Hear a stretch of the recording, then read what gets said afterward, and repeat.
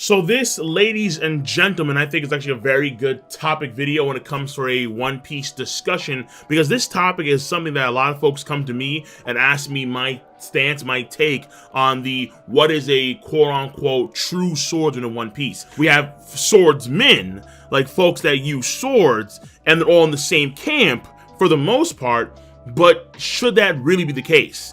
And of course it comes down to, for me personally, it comes down to Shanks versus Mihawk.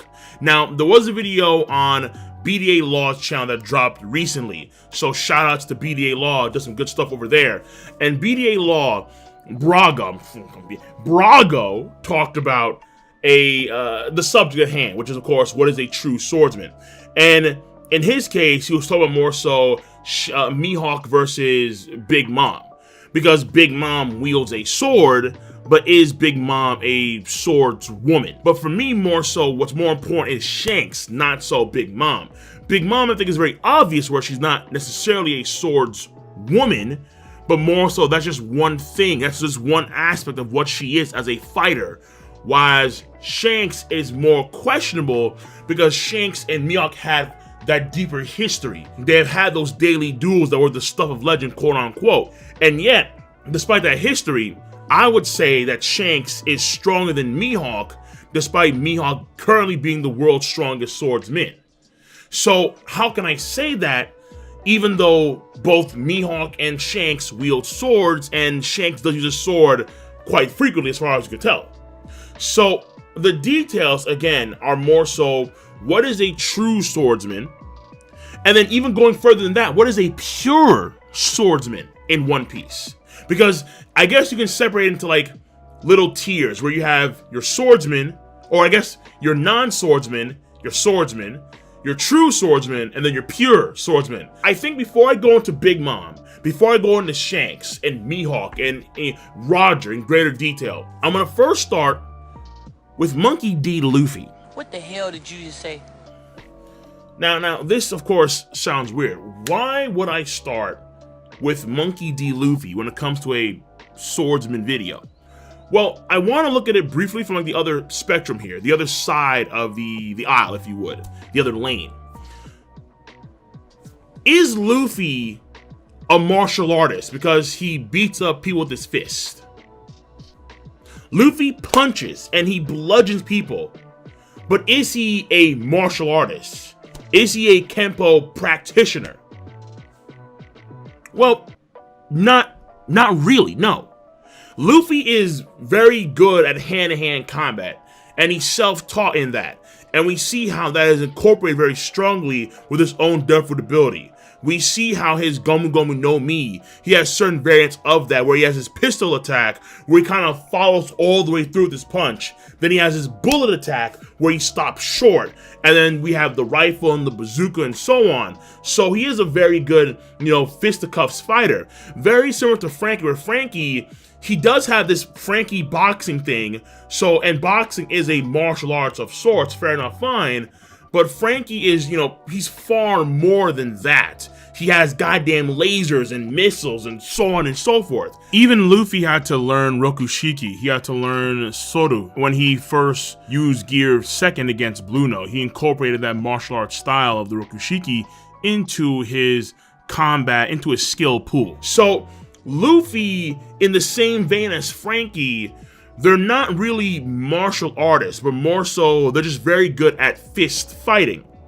However, Jinbei and Sanji are martial artists. Jinbei, of course, being a practitioner of Fishman Karate, the martial arts style where you actually control and manipulate water, whether it's in the atmosphere or whether it is underwater. Sanji being the practitioner of the black leg style of martial arts Kenpo, where you utilize precise kicks and acrobatics, not using your hands in combat but only your legs. These are martial arts styles. These are Kenpos. Another example of that would be Bon Clay, where Bon Clay has the Okama Kenpo. The same thing for Eva Chan, who has the new Kama Kenpo. And then, of course, you have the Kanokuni boys, where they have their own Hashoken, which is also their unique Kenpo as well. So you do have genuine martial artists in the world of One Piece who are fisticuff fighters, but you wouldn't necessarily say that Luffy and Frankie are martial artists, even though they're very good at fist fighting.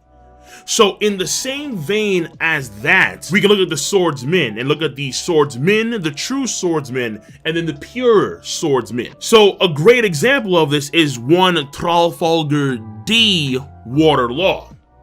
Law is someone I would say is a swordsman. He does use his sword in various times to cut or block certain attacks, and his sword is also a cursed sword as well. So for Law, he's a swordsman, obviously, and that sword is fairly important to him.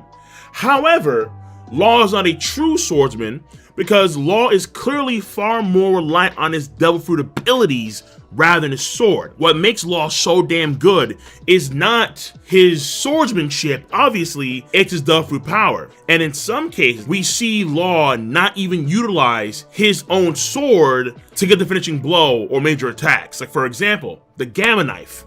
The Gamma Knife is a devil fruit specific attack where no swordsmanship involved in that at all. And it is one of Law's most devastating attacks. Not only that, but look at how he beats Smoker with the, I think it's called the scalpel attack or like the mess attack, where he takes his palm and he kind of does a thrusting motion, and with that he's able to actually remove Smoker's heart. No swordsmanship required there at all. So Law does use a sword, absolutely. And because he uses a sword, he is in part a swordsman, true. However, he is not a true swordsman because the foundation of Law as a fighter is not swordsmanship. It is his own devil fruit power.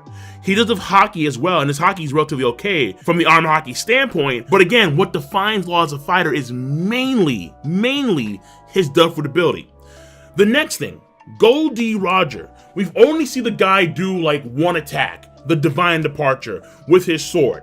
And it was a tremendous sword slash to where someone like Oden got blown back. But is someone like Gold D. Roger a true swordsman? We don't know, of course, because we haven't seen much of Roger fighting ability. However, I would argue what makes Roger devastating isn't, let's say, his swordsmanship skill, but more so his hockey, where his hockey is probably off the charts tremendous. We see in the flashback where after Oden, he fights against Whitebeard, and Whitebeard and Roger, they put an absurd amount, emphasis on absurd amount of arm hockey on their blades, to the point where it's like jettisoning off their blades like it's some kind of fire, like it's some kind of lightning.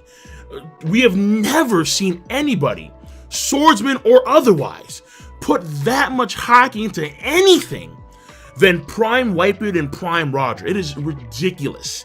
And we've seen Don Chinjao and Garp fight in the past, and these guys, Don Chinjao could split an entire continent. Yet the amount of hockey that they put in their clash in the past, compare that to Roger and Whitebeard, it was like, dude, what is this? Like, it was just a stupid amount of arm hockey. And of course, I don't want to forget about Roger's natural body strength, because one's base abilities, one's natural body strength, and so on, that does matter a lot, because at this point in time, again, remember that Roger, he had an incurable disease at this point in time. So imagine the amount of strength, of stamina, of willpower, of mental fortitude Roger needed to have to not only fight at this level back in the day against Whitebeard, but also fight against him while he had an incurable disease that was probably destroying his body years prior. I don't get that sense from Roger, where Roger cares that much about being, let's say, a practitioner of the blade, but more so the blade, the sword is just the tool that he used at that point in time.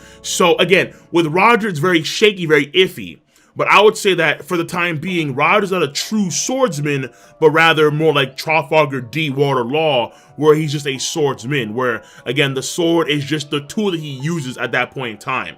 If that, let's say, if that sword was, let's say, a spear instead, or let's say a club like Kaido, it would apply all the same. And I guess now would be a good time to define what a pure swordsman is in One Piece, which is just someone that only goes by the blade, someone that only goes by the sword. That is their MO, that is their forte. So of course, Dracula, Mihawk, Zoro, Cavendish, Vista, Kinemon, Kiku, Denjiro, Ashura Doji, people like that, where they are more so than true swordsmen, they are pure swordsmen. Because who they are as a fighter is centered specifically and only around the sword. So even someone like Zoro, where he has the new Toryu, where he uses no sword, even that is number one in reference to the sword. And then number two, he does the actual same motion of technique, like when he does the no sword style dragon twister, it is in the complete same vein as his swordsmanship. It's not Kenpo, it's the same swordsman technique that he's always used, but with no sword. That's why he's a true blue swordsman. Someone like Oden, he had a self-taught Oden sword style. Note that. Someone like Roger with the Divine Departure didn't say something the sort of, Roger's sword style. No, Oden had a self-taught sword style. Very intriguing. Now, I really am trying my best not to make it like too complicated, but I do want to go back from pure swordsman to true swordsman. It's not necessary to actually do it this way. I'm just trying to tell you how I kind of perceive it, because in my mind, it's better to categorize it in this way, because Oda himself hasn't actually gone through those full details, unfortunately. But again, the pure swordsman, Mihawk, Zoro, Cavendish, Vista, so on. True swordsman, people like, let's say, City of the Rain, Momonga, Tashigi, Brook, people like that would be, let's say, true swordsmen. For example, Brook is a true swordsman, not a pure swordsman, because Brook can do things like, for example, Brook can do illusions. What? Brook can do illusions and actually control folks via his music, via using his Deathwood power and his soul being on a higher frequency and so on. The man can actually tap into the winds of the netherworld, and strike using the winds of the netherworld. Things like these are well beyond the realm of swordsmanship. Momonga and Tashigi, who you would think, okay, well, they must be pure swordsmen, especially like someone like Tashigi, where Tashigi, she's like a diehard swordswoman. Like, she definitely is all about that life, reading the books and so on. Like, she's a sword head. However, the reason why I can't say that she's a pure sword, even someone like her, she's not a pure swordswoman, is because she knows Soru. What is Soru? That's Kenpo. That's not swordsmanship. It has nothing to do with swordsmanship. That is pure Kenpo. Someone like Momonga knows Skywalk. Skywalk, or Genpo, is not swordsmanship based at all. It is martial arts. It's Kenpo. So it's very intriguing as to how I could categorize Mihawk and Zoro as, let's say, pure swordsmen, but someone like Tashigi as, let's say, not a pure swordsman, but more so just a true swordsman. And some folks would say, well, it gets a little bit shaky when you're going to apply haki as well, in particular armament haki. However, haki is like a natural thing that everyone in the world has. Everyone in the world has armament haki. At its root, armament haki is just a way to enhance one's swordsmanship. That swordsmanship has to already exist foundationally. A lot of folks, or some folks I should say, have this weird notion that swordsmanship in One Piece does not exist, but rather it's all predicated on armament haki. That I think is a very ridiculous notion. Technique is the key here when it comes to defining a swordsman or a swordswoman. Not haki, not devil fruit, technique. Going back to the martial arts route, Sanji and Jinbei have actual Kenpo techniques. They are martial artists by trade.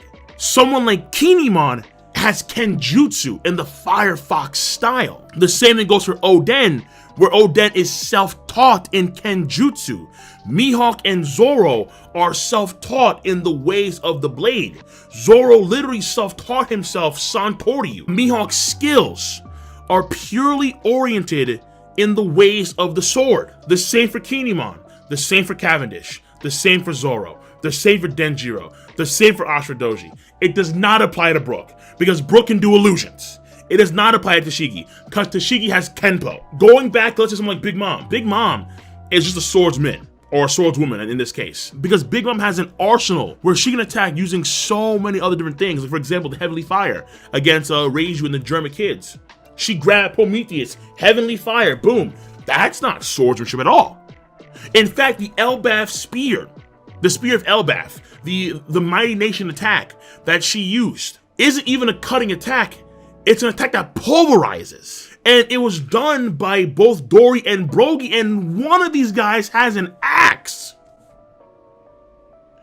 Would you say that Big Mom is a true swordsman in the same vein as someone like Brook or someone like Sirio of the Rain, when the attack that she does, the Mighty Nation, the Elbaf Spear, is an attack that we've seen someone with an axe use? No way. We've seen Big Mom fight barehanded several times against Queen in the Prison of Mines, barehanded Big Mom, and she was dominating. Against Luffy, she blocked his attacks barehanded. Now the sword barehanded. Against Capone, when she got pissed off, she went in there barehanded, like, yo, get out.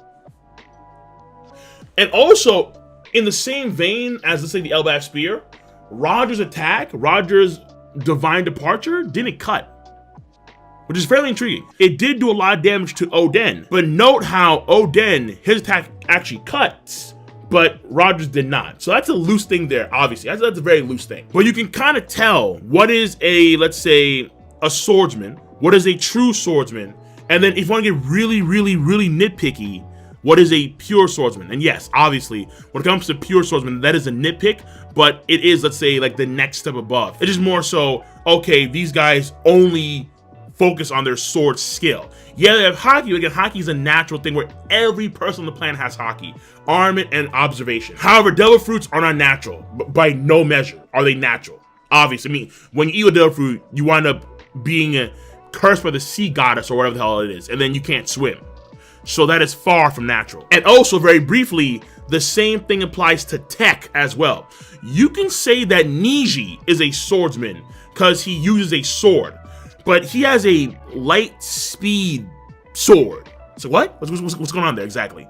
And then moving at the speed of light, apparently, he's able to blitz and cut all these guys. But the main property of the light speed sword, I'd argue, is not to, let's say, cut, but it does cut, but more so to shock, because it does have a very strong lightning effect to it. Very intriguing. Big Mom, Elbaf Spear, doesn't cut, it pulverizes. Roger, Divine Departure, it blows back with a giant air cut kind of shockwave thing. Niji, Lightspeed Sword, doesn't actually cut, he actually shocks with electricity. So, it does make you think. It really does. But people like Brook do cut, like Shiryu do cut, like Tashigi do cut, genuinely so. Brook is actually taught in a Kenjutsu, an actual swordsmanship back in the day when he was a part of the convoys back in the day. And then his Hanauta Sancho Yahatsugiri, the Arrow Knot Strike, that was actually called the Requiem La Banderola back in the day. And he was so proficient at that sword skill, at that sword technique, that they actually changed the name for him back in the day. So Brook is a true swordsman through and through. It's just he has more things on top of that swordsmanship that he can utilize, obviously. The same for Shiryu. He leans with the sword tremendously. The invisibility is the bonus for him. And the same for Tashigi, where she is a sword head. She is all about the sword, but she still went away from swordsmanship to learn Soru. It is what it is there. Even someone like Rayleigh, you can say is right now a swordsman. We're not too sure because we don't know why he's called Mayo Rayleigh, but we never got the sense. Again, think about how Zoro and how Shiryu, like we've seen Shiryu, I think, as far as I recall, kind of tend to his sword, like make sure it's okay. We've seen Zoro do the same thing. Have you ever seen Rayleigh do, you know, something like Zoro, something like Shiryu, where like, oh, my sword, huh? It's kind of dirty or has some dust on it. Let me, Have we ever seen Rayleigh do that? Like ever at all? No, not a single time. And even though we've seen Rayleigh, let's say, do an air cut to stop the Marines from running after Luffy, Zoro, and Sanji when Luffy said his goodbyes to him in Shibuya Archipelago, even though we know that Rayleigh can fight against Kizaru, when Kizaru made that lightsaber and then he used his own sword to kind of counteract him, do know how, number one, he does actually kick Kizaru's kick away, number one. But then number two is that we've never seen Rayleigh actually do a sword technique of sorts. Like, even if you want to say, okay, well, like the air cut is a sword technique, okay, fine, fair enough. But that and that alone, as I've defined before, let's say someone like Goldie Roger, that and that alone is not enough, not even close to being enough. So it's very hard to even say that he's a true swordsman when it comes to Rayleigh. He's a swordsman for sure, but is he a true swordsman? Who knows? Does Bro like take care of his sword in the same way? Not really, no. But again, like I said before, the man is taught in a particular Kenjutsu sword style. Then on top of that, the man himself also stated that he is a gentle or a speed type swordsman, where Zoro was a strength type swordsman. So even he, in the past, Brook, has known himself to be a swordsman. So then this all kind of comes to a head with Shanks and with Mihawk. I would say that both Shanks and Big Mom, even though they do use swords, they are stronger than Mihawk for various reasons. And one of the key reasons is because they have particular skills and strengths that are completely outside the realm of swordsmanship that makes them even more powerful. So one of the things that I do want to know is, of course, it's a game, but it is something that I think is really intriguing because it's been a repeated thing here where I think in both Power Warriors games, 3 and 4, we've seen Shanks utilize certain things. And I wouldn't be surprised now if we do see these things in actual One Piece canon. Because I do get the notion, generally so, that with certain things like the SBS, like the data books, and also in the anime as well, Oda is kind of telling the story in some subtle ways in these other mediums outside of the manga, which is unfortunate, but at the same time, maybe we can say, okay, well, maybe Oda's given the team at Toei or Bandai the heads up on something about certain characters. I haven't played the latest Power Warriors game, Power Warriors 4, but as far as I recall, in Power Warriors 3, and I also believe in Power Warriors 4 as well, Shanks uses his gun. Now, again, I'm not going to say it's a confirmed, but in Pirate Warriors 3 and I think in 4 as well, Shanks uses his gun. That, my friends, is not swordsmanship, not even close to swordsmanship. That is marksmanship. That is in the same vein as Yasop and Usopp and Von Aga. So again, I'm not going to say that this is confirmed by any measure. No, hell no. But that I think is a good example of what I mean when it comes to the sword is just the tool by which they use to be stronger or be successful. It's not more so they seek to aim to be the greatest swordsmen or they even care about their swords that much. But more so, it's just another tool. It's another means to an end. Like with law. If, let's say, Shanks is far more concerned with, let's say, armor haki, hardening, and observation haki, or conquerors haki, and that's like his main MO, and he's focused far more on those things to be stronger rather than, let's say, his swordsmanship skill. Recall back in the day when Mihawk was able to deflect the bullets when he first arrived in the Baratier arc, and then it was noted how a sword without grace is nothing more like an iron slab. The exact quote escapes me, but he notes to how the sword has to have a certain degree of grace. What if Shanks said, you know what, okay, I lost my main arm, I can't produce the same techniques as I could, screw it. I'm going to just have as much armor haki as possible on my blade. Like he's doing the same thing that freaking Roger and Whitebeard did, where like the haki is just like a giant lightning fire chain of some kind. Or his Conqueror's haki has like another stage to it, and then he relies on that. And Conqueror's haki, we don't know how you get it. It's a lot less natural than, let's say, armor haki or observation haki, where everybody has that. Or let's say the games are right, and then he does use his gun on occasion. So, of course, these things are all very loose. They're all very, very loose, and they're not stand still in the slightest. I'm just trying to define it better to kind of give you guys and gals my mindset on what could be a true and a pure swordsman in One Piece.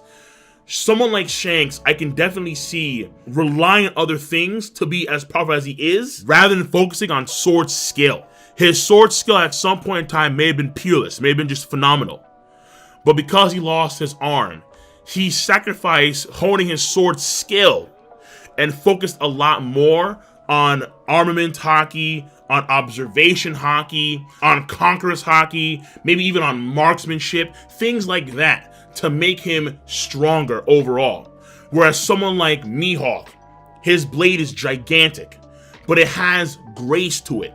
There's a finesse to Mihawk that Shanks probably just does not have when it comes to a swordsman's skill and technique. And of course, I'm not doubting that someone like Mihawk has probably trained his armament hockey and his observation hockey to like a very extreme extent. I don't doubt that for a second. These are things, in particular armament hockey, these are things that are just simply put on top of one sword skill to begin with. The foundation has to exist first, and the foundation has to be refined first to the extreme and to its utmost. There's a reason why Zoro's at his best when he's using 3 swords and not 2 swords or 1 swords. It's because the technique that Zoro can utilize in 3 swords are better than 2 swords and better than 1 sword. This also explains certain things like we've never seen Oden use a single air cut in the entire story, even though he has a self-taught Oden sword style, and yet someone like Rayleigh, who you can say is not of the same tier of swordsman as Oden in terms of a true swordsman, because Rayleigh, as far as you know, doesn't have a self-taught sword style like Oden or Zoro does. He has air cuts. So these things, of course, are very fluid, and they're subject to change. And armor hockey does play a role, but again, that's just something on top of the foundation, which is the sword technique and the sword skill itself. Someone like Fujitora, for example, could be in the same vein as Brook, or he could be in the same vein as Law, where Law has no refined sword skills at all, but Brook does. But we haven't seen Fujitora do a single refined sword skill. Note that. We haven't seen, even the Raging Tiger is more so a death root power. The Raging Tiger is more akin to, let's say, Law's Room or Brook's Winds in the Netherworld, rather than, let's say, Brook's Arrow Knot Strike. So, only time can tell. Hopefully Oda will reveal more about this in the future. Hopefully he will. I am kind of doubtful, honestly, because it is very complex. But I did my best for the time being to kind of differentiate what is a true swordsman and what is not a true swordsman. So let me know your stance on the subject matter at hand. Be sure to rate the video. It is not that hard to do. I guarantee you that, because I know that you all have a device called Zamaosu. You use Zamaosu to click, rate the video, to click, subscribe, to click on that bell to join the squad. And of course, as always, feel free to please do comment in the comment section down below. Peace and have a nice goddamn day. Let me hear you guys with the salute.